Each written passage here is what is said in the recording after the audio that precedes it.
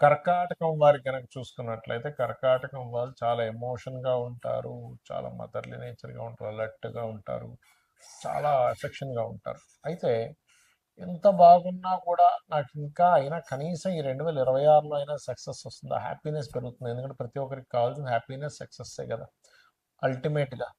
అది ఒక్కొక్కరు ఒక్కో దాంట్లో హ్యాపీనెస్ని వెతుక్కుంటారు. ఒకరు స్పిరిచువల్లో అయితే ఇంకోరు, బిజినెస్లో అయితే ఇంకో దాంట్లో. అయితే మనకి 2026 సంవత్సరంలో కర్కాటకం వారికి హ్యాపీనెస్ అండ్ సక్సెస్ రావాలంటే ఏం చేయాలో చిన్న టెక్నిక్ చెప్తా. అయితే ఈ యొక్క విషయాలు చెప్తుంది నేనైనప్పటికీ కూడా చెప్పిస్తుంది సాక్షాత్ లలిత అమ్మవారిగా భావిస్తూ. ఫస్ట్ ఆఫ్ ఆల్ మీకుండే గ్రహస్థితి ఎలా ఉందో చూడండి. అష్టమ శని ఎలాగో లేదు, వెళ్ళిపోయింది. అష్టమంలో రాహు ఉన్నాడు, 12వ స్థానంలో గురువు ఉన్నాడు. సో ఇన్వెస్ట్మెంట్స్ కొంచెం ఎక్కువ ఇన్వెస్ట్మెంట్స్ ఎక్కువ ఖర్చులు అవుతూ ఉంటాయి. ధన స్థానంలో కేతు ఉన్నాడు. ఎప్పుడు కూడా మనం ముందుకు వెళ్ళాలి అంటే ఫస్ట్ ఆఫ్ ఆల్ మనం ఏం చేస్తాం, ఎక్కడికైనా వెళ్తున్నాం అనుకోండి, రోడ్డు ఎలా ఉందో చూసుకుంటాం. అక్కడ ఉన్నటువంటి రాళ్ళు రప్పలు ముళ్ళు ఉంటే చూసుకుని జాగ్రత్తగా అడుగు వేస్తాం కదా. అలాగే మీకున్న ప్లానటరీ పొజిషన్ ఫస్ట్ ఎలా ఉందో అర్థం చేసుకొని క్లియర్ చేసుకోవాలి. ధనస్థానంలో కేతు ఉన్నాడు. మనం ఏ ప్రయత్నం చేయాలన్నా కాస్త డబ్బులు ఉండాలి కదా. కాబట్టి ఓం గం గణాధిపతయ నమః అనేది రోజు చేయండి, అప్పుడు ఫైనాన్షియల్ గ్రోత్ ఉంటుంది. ఖర్చు స్థానంలో గురువు ఉన్నాడు కాబట్టి మంచి పనికనో ఇంకో పనికనో మాటి మాటి ఖర్చు పెట్టాల్సి వస్తుంది. ఆ ఖర్చుని జాగ్రత్తగా బ్యాలెన్స్ చేసుకుంటూ నవగ్రహాలలో పర్టికులర్గా బుధగ్రహం ఉంటుంది, గుర్తుపెట్టండి. బుధుడు శని, ఈ రెండు గ్రహాల దగ్గర దీపారాధన చేస్తూ, ఓకే, మీరు అంటే ఒక ఈ రెండు గ్రహాల దగ్గర దీపం వెలిగిస్తారు, ఒక 9 ప్రదక్షిణాలు చేస్తారు.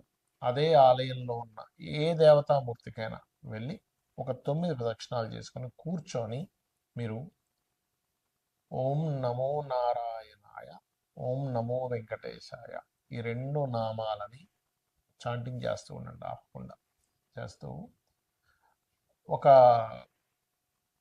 మన అరటికాయలు ఉంటాయి, అరటికాయలు, గ్రాసము, బెల్లము, ఈ మూడు గుర్తుపెట్టుకోండి. అరటికాయలు, గ్రాసము, బెల్లం, ఈ మూడిటిని తీసుకొని మీకు దగ్గరలో అదే ఆలయంలో గోవులు ఉంటే ఓకే, లేదంటే గోశాలకు వెళ్ళి దేశీవాలి ఆవుకు పెట్టండి. ఇది సంకల్ప సిద్ధి కోసం. ఇది మామూలుగా పుణ్యం రావడానికి ఏ ప్రాణి మనం ఏ ఫుడ్ పెట్టినా పుణ్యం వస్తుంది, అందులో జెర్సీ ఆవు పెట్టినా వస్తుంది. కానీ ఇక్కడ ఏంటంటే మీ యొక్క ఆటంకాలు తొలగాలి అనే సంకల్పంతో నేను చెప్పినట్టుగా చెయ్యండి. ఖచ్చితంగా 100% మీకు సక్సెస్ వచ్చి తీరుతుంది. అయితే ఇక్కడ ఏంటంటే చాలామందికి అర్థం కాని విషయం, అసలు ఎందుకు మేము చేసే ప్రయత్నం ఏది కూడా సక్సెస్ అవ్వట్లేదు. ఎవరినైనా అడిగి చూడండి, మీకేంటి అంటే పలానా గోల్. అది చదువుకునే వాళ్ళు కొంతమంది గోల్ ఐఏఎస్ ఐపీఎస్ అవ్వాలని, లేకపోతే కొంతమందికి ఇల్లు కట్టుకోవాలని, కొంతమంది బిజినెస్ సాగాలని, ఇలా రకరకాల గోల్స్ ఉంటాయి. ఒక ప్రేమించిన అమ్మాయిని వివాహం చేసుకోవాలని కూడా గోల్ ఉంటుంది. అంటే ఏదైనా కానీ సక్సెస్ అవ్వాలి, అది బిజినెస్ ఏదైనా కానీ. ఎందుకు అవ్వట్లేదు? ఇది మనం స్టడీ అంటారు దీన్ని ఆస్ట్రాలజీలో, ఒక విషయాన్ని స్టడీ చేయడం. అంటే కొంతమంది మూడో స్థానం పాడైంది అనుకోండి, అసలు ప్రయత్నమే చేయరు, ప్రయత్నం చేయడానికి భయపడుతుంటారు. ఆశ ఉంటుంది, నేను ఇది అవ్వాలి ఇది అవ్వాలి, అసలు ప్రయత్నం చేసేదే స్టార్ట్ అవ్వదు.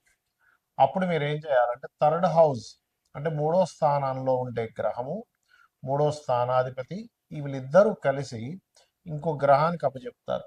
ఆస్ట్రాలజీలో ఉండే గొప్ప సీక్రెట్ ఇది.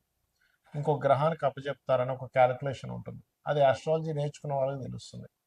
ఆ గ్రహం ఏ గ్రహానికి అప్పచెప్పారో ఆ గ్రహాన్ని యాక్టివ్ చేసుకోవాలి ఎప్పుడు కూడా. అప్పుడు ఏమవుతుందంటే మీరు స్టార్ట్ చేయగలుగుతారు. అంటే ఏదైనా ఒక పని ప్రారంభించాలి అంటే మూడో స్థానంలో ఉండే ప్లానెట్, మూడవ అధిపతి యాక్టివ్ అవ్వాలి. అందుకే చూడండి, అసలు అసలు మొదలు పెట్టేసే ఛాన్సే ఉండదు. కొంతమంది మొదలు పెడతారు కానీ దాన్ని కొనసాగించరు. దానికి కారణం ఏమిటి అంటే వాళ్ళకి ఏడో స్థానంలో ఉండే గ్రహాలు యాక్టివ్గా ఉండవు. స్టార్ట్ చేసేస్తారు, అన్నీ స్టార్ట్ చేస్తారు. జిమ్కి వెళ్ళిపోతారు, 2 రోజులు జిమ్ చేస్తారు, మళ్ళీ ఆపేస్తారు. లేకపోతే ఇంకోటి ఏదో డైట్ అంటారు, 2 రోజులు ఫాలో అవుతారు, ఆపేస్తారు. నేను మందు మానేస్తున్నా అంటారు, 2 రోజులు మానేస్తారు, మళ్ళీ 3 రోజులు మొదలు పెడతారు. సిగరెట్ మానేస్తున్నా అంటారు, మొదలు పెడతారు. అన్నీ ఇంకంతే. చదువు ఇవాళ వెళ్ళామంటే టకటక పుస్తకాలు తీసి అన్ని పుస్తకాలు ముందుకు పెట్టేసుకుంటారు. ఒక రోజంతా విపరీతంగా, 2 రోజులు విపరీతంగా చదువుతారు, 3వ రోజు నుంచి బంద్. ఎందుకు? కారణం ఏమిటి అంటే దేనికి కారణము ఏడో స్థానం సరిగ్గా లేదంటే దాని కొనసాగింపు సరిగ్గా లేదు. మనకు సక్సెస్ ఎప్పుడు వస్తుంది చెప్పండి? ఒకటి స్టార్ట్ చేయడం, రెండవది కంటిన్యూస్గా కొనసాగించడం. ఆఖరికి మనం జిమ్కి వెళ్ళినా కూడా మనం డబ్బులు కడితే మనకి బాడీ పెరగదు, అంతే కదా. వెళ్ళాలి, డబ్బులు కట్టినందుకు అక్కడ ఇన్స్ట్రక్టర్ ఏం చెప్తున్నారో అది చేయాలి, పర్ఫెక్ట్గా చేయాలి, డైట్ ఫాలో అవ్వాలి, ఏం తినాలి ఏం తినకూడదో తెలియాలి. దానికి కంటిన్యూస్గా 1 ఇయర్ 2 ఇయర్ కంటిన్యూస్గా చేస్తే బాడీ బిల్డ్ అవుతుంది. అలాగే మనం ఒక సక్సెస్ రావాలంటే అసలు ప్రారంభించడానికి ఆటంకాలు ఉంటాయి, రెండవది ప్రారంభించింది కొనసాగించడానికి ఆటంకాలు ఉంటాయి, సెవెంత్ హౌస్ పాడైతే. అంటే నేను మీకు ఈ విషయాన్ని ఎందుకు చెప్తున్నాను అంటే, మనం సక్సెస్ రాకపోవడానికి కొన్ని కర్మలు అడ్డుపడుతూ ఉంటాయి, మనం పాస్ట్ లైఫ్లో చేసిన కర్మలు అడ్డుపడుతూ ఉంటాయి. ఇప్పుడు సెవెంత్ హౌస్ దగ్గరికి వచ్చారు, సరే కొంతమంది ఏం చేస్తారు, ప్రారంభించారు కొనసాగించారు, కానీ సక్సెస్ దగ్గరికి వచ్చేసరికి రావట్లేదు. అన్ని ప్రయత్నం చేశాను సార్, హోటల్ పెట్టాను సార్, అడ్వర్టైజ్మెంట్ చేశాను సార్, కానీ లాభాలు రాలేదు. బట్టల షాప్ పెట్టాను సార్, చాలా మందితో తిరిగాను సార్, కానీ లాభాలు రాలేదు. అటెంప్ట్ చేశాను సార్, చదువుకున్నాను, ట్యూషన్స్కి వెళ్ళాను, కానీ ఐఏఎస్ అవ్వలేకపోయా, డాక్టర్ అవ్వలేకపోయా. ఏంటి కారణం ఏమిటి? వాట్ ఈస్ ద సక్సెస్ అవ్వకపోవడం కారణం అంటే 11th house is success house అంటారు. అంటే 11వ స్థానం కనుక మీకు పాడైంది అంటే అది అసలు పండు చేతికి ఫలం వచ్చే టైంకి రాదు అని అర్థం. దాన్ని యాక్టివ్ చేయాలి. ఈ రెండు సహజంగానే 3, 7 స్థానాలు యాక్టివ్గా ఉంటే 11 ఆటోమేటిక్గా యాక్టివ్ అయిపోద్ది.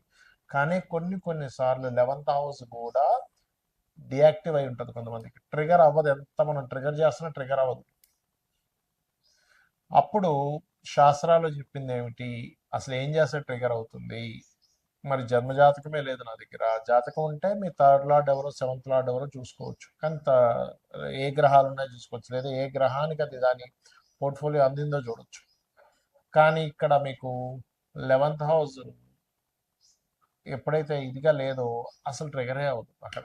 ఎందుకంటే అసలు సక్సెస్ సాధించాలనే కోరికే ఉంటుంది 11th హౌస్ బాగోకపోతే. వాళ్ళకి ఎలా ఉంటుందంటే ఆలోచన, ఏం చేస్తాం సార్, ఏం మిగులుతుంది సార్, ఏం పట్టుకుపోతాం సార్, అంటే ఏమనంటే ఏం పట్టుకుపోతాం అని మనకుంటే అసలు భూమి మీద ఇంప్రూవ్మెంట్సే ఉండవు. గుర్తుపెట్టుకుంటే ఎవడు బల్బు కనిపెట్టేవాడు కాదు, బైక్ కనిపెట్టేవాడు కాదు, ట్రైన్ కనిపెట్టేవాడు కాదు, ఫ్లైట్ కనిపెట్టేవాడు కాదు. ఏం పట్టుకుపోతాం, అయిపోయింది కదా. కాబట్టి అట్లా కాదు, మనిషి ధర్మబద్ధంగా ప్రతిదీ కూడా డిజైర్స్ నెరవేర్చుకోవాలి, సక్సెస్ అవ్వాలని మనకు శాస్త్రాలు చెప్తున్నాయి. మరి దీనికి ఏం చేయాలి? దీనికి పర్టికులర్గా లలితా సహస్రనామాల్లో ఒక నామం ఉంటుంది మీరు సక్సెస్ అవ్వడానికి. దాన్ని ఏ నామం అంటే అది ఓం ఇంద్రగోప పరిక్షిప్త స్మరతూనాభజంగికాయై నమః. ఇది బిజినెస్ ఇంప్రూవ్మెంట్స్కి పనికొస్తుంది, మీరు సక్సెస్ అవ్వడానికి కూడా పనికొస్తుంది. ఎందుకంటే మనం అసలు ఒక విషయంలో సక్సెస్ అవ్వట్లేదు అంటే, ఇప్పుడు చూడండి చాలామంది తెలియక అజ్ఞానంలో కొన్ని పనులు చేస్తూ ఉంటారు.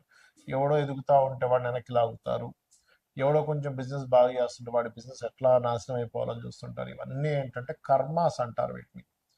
మనకి ఇవన్నీ కర్మలు చుట్టుకుంటూ ఉంటాయి. ఆ జన్మలో వాడు అనుభవించలేదని వెంటనే నెక్స్ట్ జన్మకి షిఫ్ట్ అయిపోతాయి. కాబట్టి దయచేసి శాస్త్రంలో చెప్పిన విషయాన్ని మనం పాటించాలి. పరోపకారం పుణ్యం, పరపీడనం పాపం. ఇంకోటిని పీడించు తింటున్నామంటే అది పాపం కిందకి మనకి జమ అయిపోతుంది, ఇంకోటికి మనం సహకరించామంటే అది పుణ్యం కిందకి అవుతుంది. కాబట్టి చేయకండి దయచేసి. మరి జాతకం లేదు, ఏ గ్రహాల దగ్గర పెట్టాలి?